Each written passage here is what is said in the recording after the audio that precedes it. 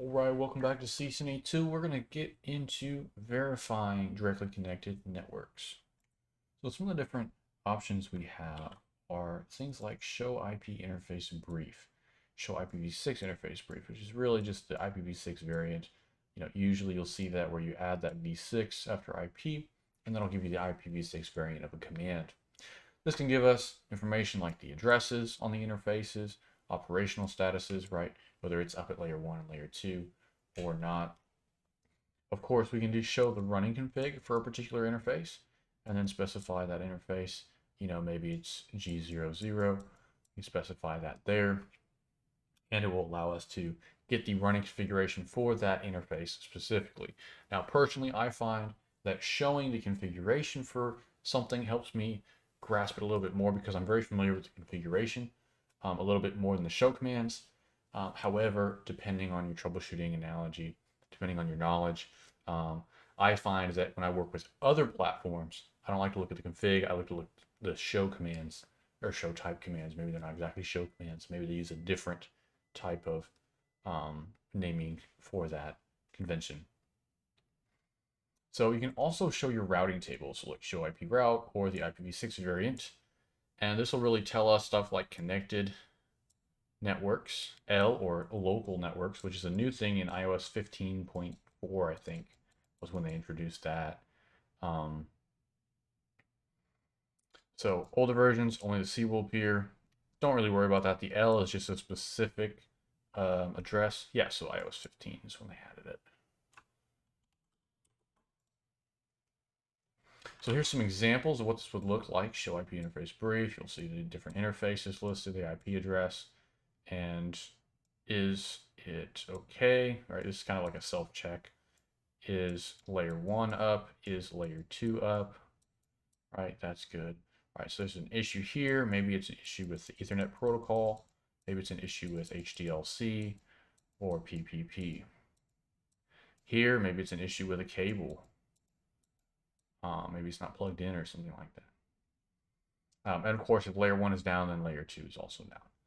The IPv6 variant, it's a little different because you can have a bunch of IPv6 addresses assigned to the same interface.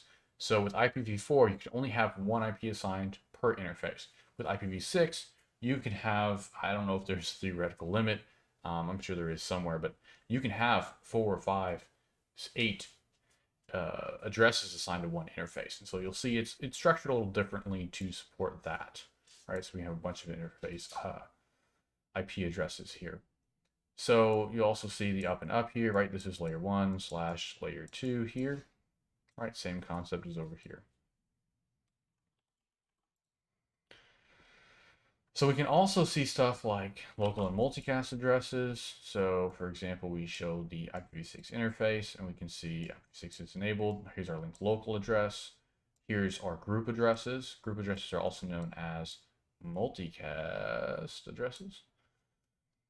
You can also have the global unicast address, right? This is what we're going to usually use. This is what our equivalent of an IPv4 private address or public address would be. Really more of a public address, but without NAT, just forgetting about NAT for a moment. You can also do that with IPv4. It's very similar, but you won't. Of course, IPv4 you can only have one address, so that's a little different. But other than that, the other information is the same. You can also show your running config on this particular port, and you can see stuff like description, IP addresses set, negotiation set to auto, IPv6 addresses set, stuff like that. Now you may not see, you may notice here, you don't see FE 80 : whatever, the link local address. Local. You don't see that in this output. That's because the link local address is automatically assigned in this case. It can be manually assigned, but in this case, it's automatically assigned. You also won't see stuff like multicast groups and other stuff in this. So here's the output of the show IP route and show IPv6 route commands. You'll see this particular network maybe is connected directly via this interface, right? This is the actual IP address assigned to the interface. You'll see that /32 is what that means. Of course, it has that L as well. And these are only directly connected because we haven't talked about really routing yet. you'll see the same here, right? The connected and the local addresses, right? This is /128, which means it's just this single IP address because that is on the interface itself. Right, again, this was introduced, this L here was introduced in iOS 15 and was not on previous versions like iOS 12, for example. So it depends on the environment. 12 tends to be still relatively common in environments where they're not in the latest and greatest. However, 15 and iOS XE have been kind of taking over more and more as we go along. We can also filter these show commands. So by default, after 24 lines, it's paused, and we have this kind of more text display. We can hit enter to display the next line, or space to do the next screen. We can use the terminal length command to modify this value. Value 0 will prevent the router from pausing at all, so it'll just scroll forever, and you'll probably lose some text. You probably don't want that in most cases, unless maybe you're doing some kind of screen monitoring software. And by that, I don't mean the monitor you're thinking of, but the serial output or the SSH output, the text output. You can record those outputs, and sometimes you need to do that for maybe a support or backing up configuration or something like that. We can also do this pipe character after the show command, and then filter to a section to include a particular thing, exclude a particular thing. These are by lines, or begin at a particular line. So, for example, I could do show run pipe section G00. I could do show run pipe include IP address, and so I could show all of my assigned IP addresses. I could exclude a particular portion if I want. I could begin in a particular portion. I could begin at G00 and see that and all the following interfaces as well. It really just depends on what my goals are.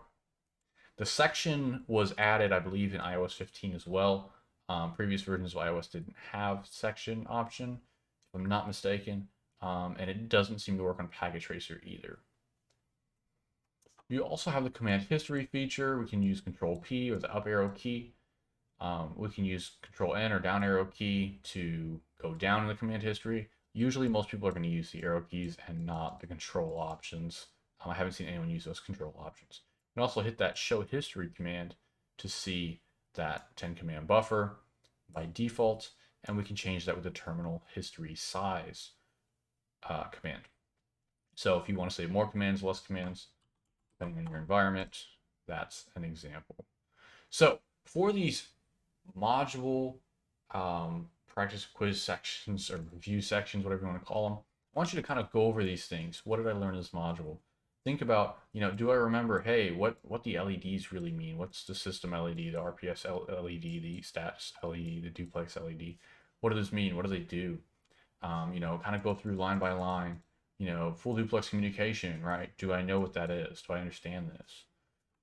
Could I tell you about full duplex communication, right? Do I know SSH is port 22?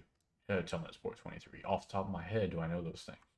Kind of just go through these and kind of review quickly. And if you don't remember, or you can't recall something, you can't explain something, you don't understand something, go back, review it in the book, review it in the videos, however you'd like to review, and check that out.